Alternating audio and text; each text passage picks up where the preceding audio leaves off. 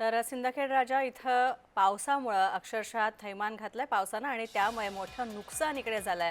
तर आमदारांनी या भागात पाहणी केलेली आहे। तसंच काय नुकसान झालंय, किती क्षतिग्रस्त भाग झाला याची पाहणी केलेली आहे। मनोज कायंदे यांनी या नुकसानग्रस्त भागाची पाहणी केलेली आहे। सिंदखेड राजा या तालुक्यामध्ये पावसानं अक्षरशः थैमान घातलं होतं।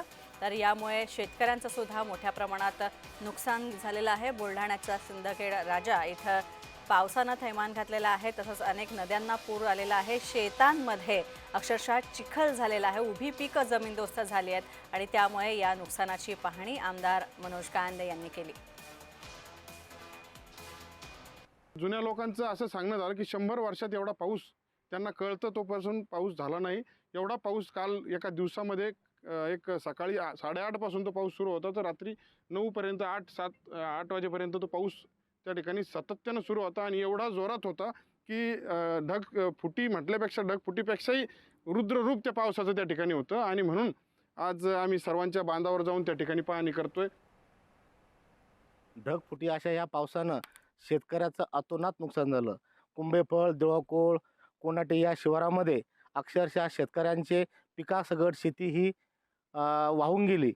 अक्षरशः शेतकऱ्यांना आता या ठिकाणी अश्रू हे काढल्याशिवाय पर्यायच नाही। कालचा पाऊस एवढा भयानक होता की शेतकऱ्यांचं जे पेरलेलं पीकसुद्धा होतं ते पावसासोबत वाहून जाऊन माती कवडीमोल झालेलं आहे। तरी शासनाने याकडे लक्ष देऊन शेतकऱ्यांना तात्काळ मदत करण्यात यावी ही विनंती।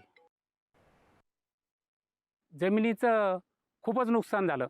तर आज या भागात आपल्या मतदारसंघाचे आमदार माननीय मनोज भाऊ यांनी येऊन पाहणी केली।